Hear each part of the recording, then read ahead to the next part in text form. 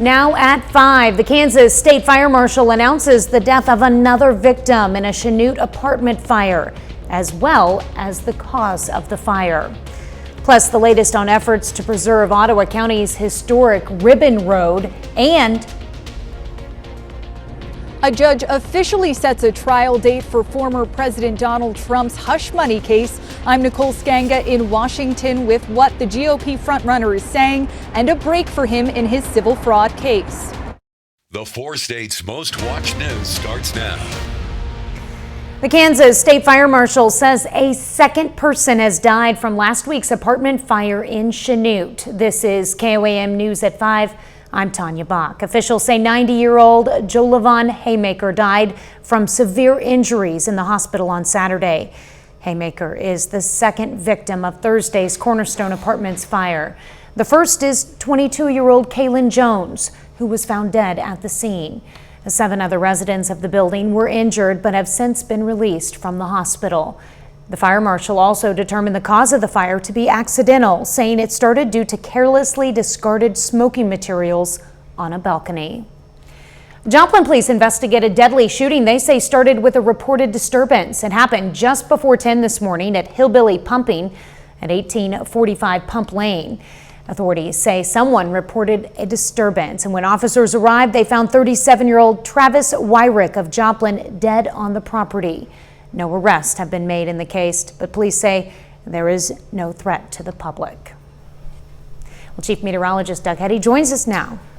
Well, of course, we had rain, some showers, some thunderstorms really building in yesterday through the night into the morning hours, and a few isolated thunderstorms out there for us right now. Temperatures are sitting mainly upper 50s to lower 60s across the region, but we are going to have these scattered thunderstorms the next couple hours. Temperatures anywhere from the 50s, you get into the 60s once you get out on the Kansas and the Oklahoma side. That's due to a little bit of sunshine. Also, here's our cold front. You can see the wind shift line right down the Kansas-Missouri state line into northeastern Oklahoma.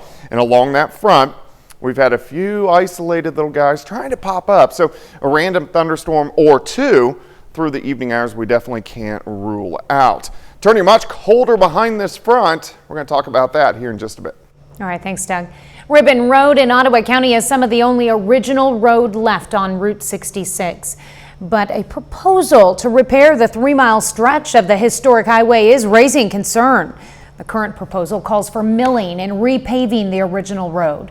Miami City and Ottawa County officials, as well as state agencies and Route 66 associations, are involved in the discussions. Those arguing against the proposal say it would destroy history.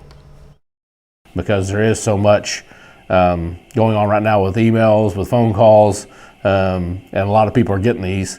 So I think they've decided to bring everybody back to the table again to make sure we get this right.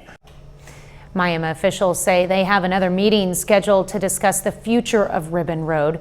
When we visited Ribbon Road today, we noticed it looked different than it did last week. As you can see, the road is now covered with dirt and gravel, and little pavement is visible. Now, Miami officials say they were unaware of the work being done, but hope it is just dirt laid down to help preserve the road as the proposal is discussed. We reached out to an official with the Oklahoma Department of Transportation to confirm what work is being done, and we have not yet received a response. Well, as election season heats up, it's important to understand the rules and regulations. According to Missouri state statute, electioneering is not allowed within 25 feet of polling sites. That means no clothing, buttons, or signs promoting a political candidate and stands. If you happen to be wearing a shirt that breaks electioneering rules, poll workers will ask you to change or turn the shirt inside out. Jasper County Clerk Charlie Davis says these rules don't just apply to what's on that day's ballot. But one of the other things that people don't think about is electioneering might not be just for this election. This is an April municipal election, so if there are people that are coming up on the ballot in August or November, that covers those as well. Missouri's municipal election date is April 2nd. There are items on the ballot in all southwest Missouri counties. There's also an election in Oklahoma that day. In less than a month, Donald Trump could become the first former U.S. president to face criminal charges in front of a jury. Nicole Skanga has more details from Washington, D.C. A lot of things happened today. This is all about election interference. Former President Trump addressed the media after spending the morning inside a Manhattan courtroom. Trump is accused of falsifying business records to cover up payments to adult film star Stormy Daniels, who claimed she had an affair with Trump. Trump's lawyers were seeking to delay the trial, but Judge Juan Merchan ruled jury selection will begin April 15th. I don't know how you can have a trial that's going on right in the middle of an election. Not fair. Trump did win a break in a separate case. An appeals panel ruled the nearly $500 million bond that was due Monday can be reduced to $175 million, and he'll have 10 extra days to pay it. The appellate division was fair. It's a lot of money still. The presumptive GOP nominee has already issued a fundraising appeal celebrating the reduced bond judgment, but he also claimed to supporters that they still want to arrest, fine, and stop him from running for president. If he's convicted, I will still vote for him. CBS News spoke with Wisconsin voters as early voting is underway in that state's primary.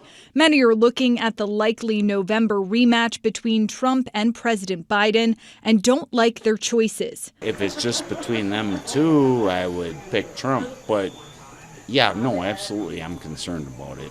I wish there was somebody else on the ballot. Trump's April 15th trial date comes 1 week ahead of Pennsylvania's primary, which will be a battleground state this fall.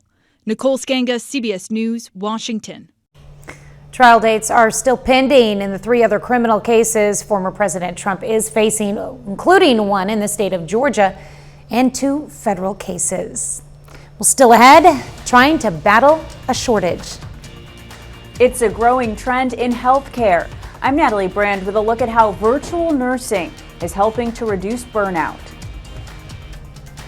Plus, a new study explores the connection between type 2 diabetes and Alzheimer's. Topping today's Health Watch, a new study probes the potential link between type 2 diabetes and Alzheimer's disease. Researchers at Texas A&M University studied mice and found inflammation in the gut related to diabetes may pass through the liver and onto the brain. The researchers say controlling diabetes and eating a healthy diet may reduce the risk of developing Alzheimer's. Researchers say good bacteria in your gut may dramatically cut risk from infections. A study found up to a 25% lower risk of hospitalization from any infection for every 10% increase in butyrate producing bacteria. And that research was shared at the European Congress of Clinical Microbiology and Infectious Diseases. But they say more research needs to be done before bacteria can be used as treatment. A growing number of hospitals are experimenting with virtual nursing to help reduce burnout and turnover. One study estimates around 800,000 nurses say they intend to leave the workforce by 2027, forcing hospitals to come up with new ways to retain staff. Natalie Brand reports from Maryland. After 4 deployments as an Air Force nurse and more than 20 years on the job, Sharissa Jackson needed a change. How are you doing? How are you feeling? She traded her scrubs for a screen and is now working as a virtual nurse at Doctors Community Medical Center in Prince George's County, Maryland. It doesn't require you doing a 12-hour shift. It doesn't require you giving shots or passing out pills. She says the new role helped her combat burnout. It was essential for my mental health to find a way to still use my expertise after I left the military. A recent survey finds burnout for physicians and nurses remains above pre-pandemic levels, with staffing shortages noted as a key contributing factor, along with too many bureaucratic tasks. Virtual nurses have taken off significant administrative burden to our floor nurses. Chief Nursing Officer Crystal Beckford says her hospital's virtual nurses focus on areas such as patient outreach and education, admissions and discharge instructions, allowing their counterparts to be more hands-on at the bedside. I'd say anywhere from an hour to 90 minutes, an hour and a half, it's given back to that floor nurse. Which could save a life in hospital time. It could save a life, and it can also save a nurse from turnover. my health 24 hours, things have changed. Patient Janelle Jackson, experiencing a virtual nurse for the first time during her hospital stay, appreciated the extra attention. The regular nurses may not always be able to get to you. How did it feel you walking around? Innovation, improving outcomes for all sides. Natalie Brand, CBS News, Maryland. While the virtual nurses in that hospital work within the building, other virtual nurses work remotely from call centers. There's also a hope one day they could potentially work from home. That's a look at today's health news. A little later, Missouri Southern celebrates the addition of a skate ramp to its campus. Plus, we have much colder temperatures working in. We're going to look at that coming up. Well, of course, we got some rain in here, some showers, some thunderstorms last night into the morning hours, and then a few more have popped up over the past couple hours. About 1/4 inch of rain so far in Joplin today for the month, 1.71 inches, but a deficit of 1.25 inches so far for the year. We're at about 6.5, should be over 7. So this is kind of our rainy season. So we definitely need the rain when we can get it. A little bit of sunshine. Nice shot. This is Indigo Sky Casino and Resort. Indigo is just outside of Seneca, Missouri. And we have cooler temperatures working in. Not so far. We're still upper 50s, lower 60s on the Kansas and the Oklahoma side. But that cooler air will start to filter in as we go through the overnight hours. Isolated thunderstorm or two. We slide back through the 50s, 40s, all the way down near freezing for us later on tonight. Most of the rain this afternoon has really been on the Missouri side, really Springfield, Branson. They've had quite a bit of rain.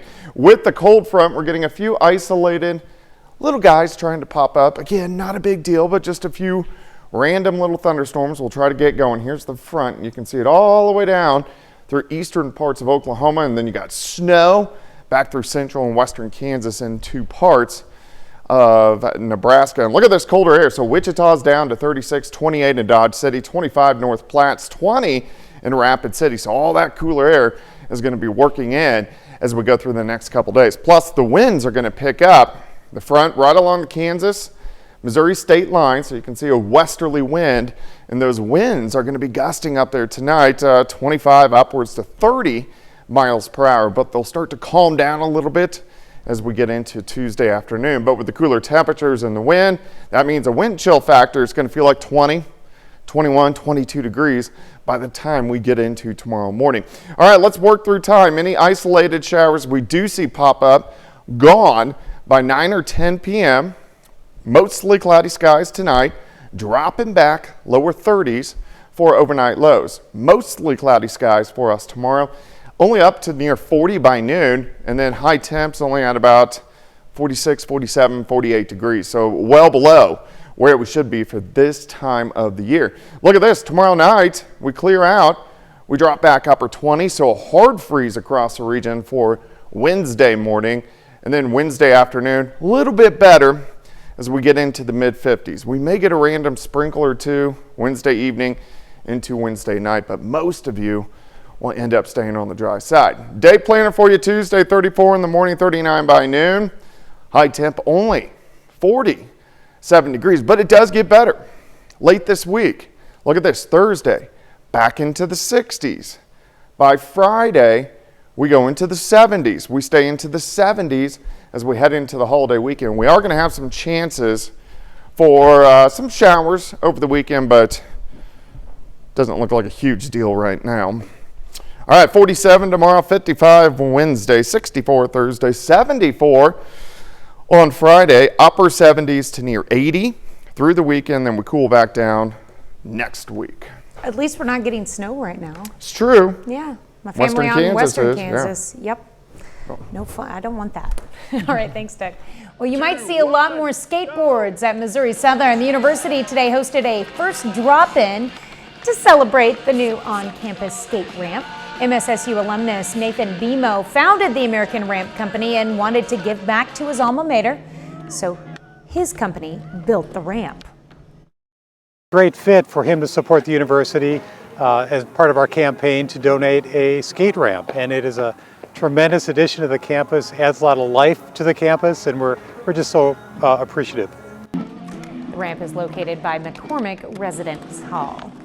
Well, big changes at Boeing coming up. Why the company's CEO announces he's stepping down at the end of the year. Topping today's Consumer Watch, Boeing CEO Dave Calhoun says he plans to step down by the end of the year. The company's chairman and the head of the commercial airplane unit are also leaving. Boeing has been hit by more than 5 years of problems with its airplanes, including 2 fatal crashes of the 737 MAX in 2018 and 2019 that killed hundreds of people. Most recently, a door plug blew out of the side of an Alaska Airlines 737 MAX in January, leaving a gaping hole in the side of the plane. Costco is keeping a closer watch on its $1.50 hot dogs, drinks, and pizza slices. A Reddit photo from a Costco in Orlando, Florida shows a sign that says people without an active Costco membership card will not be allowed to buy items from the food court. This rule was always in place, but analysts say it was never really enforced. However, the membership card rule officially becomes effective April 8th. Also on April 8th, a rare event will occur in the sky. People in parts of the U.S. will be able to witness a total eclipse, while others will see a partial eclipse. To view it, you must wear proper eyewear, but experts are warning that fakes are hitting the market and they could damage your eyes. Danya Bacchus visited a legitimate manufacturer and has tips on how to make sure your glasses are safe.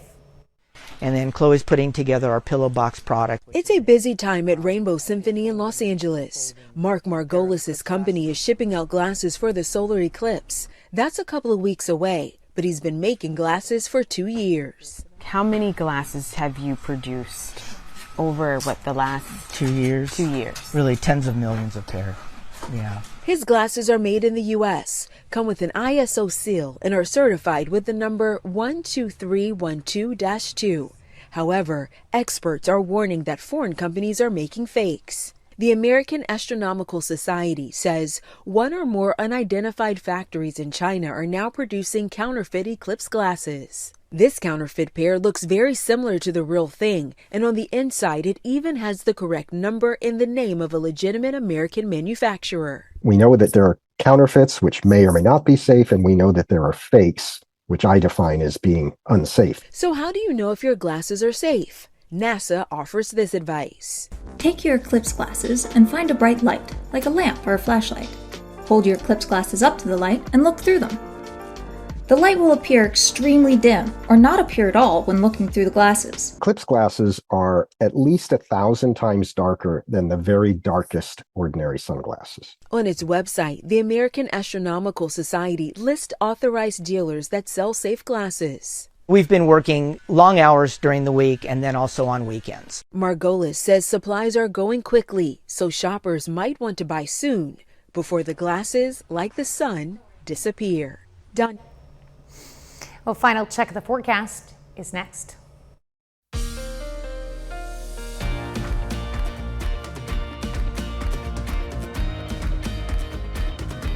Up next on the CBS Evening News, special honors for a man who prevented a mass tragedy. And then on KOAM News at 6, we'll have more on efforts to save the historic Ribbon Road in Ottawa County. Plus, a local foundation donates to a new volunteer-based community rideshare service in Joplin. And Labette County High School hosts its softball home opener against Columbus following a hot start on the road. Stay with us for the CBS Evening News and then on the KOAM News at 6. All right, final check of the weather. Yeah, it's going to get quite a bit colder. Temperatures for us tonight, we're going to drop back right around freezing. It's also going to be windy, so wind chill factors by morning right around 20. 47 tomorrow, so a chilly day, 55 Wednesday. But look at this as we head into the holiday weekend. Temperatures rebound back into the 70s for highs. Should be nice. All right, thanks, Doug. Well, thanks for joining us. The CBS Evening News is next. And of course, we'll be right back here for KOAM News at 6, and we will see you then. Have a great evening and an even better tomorrow.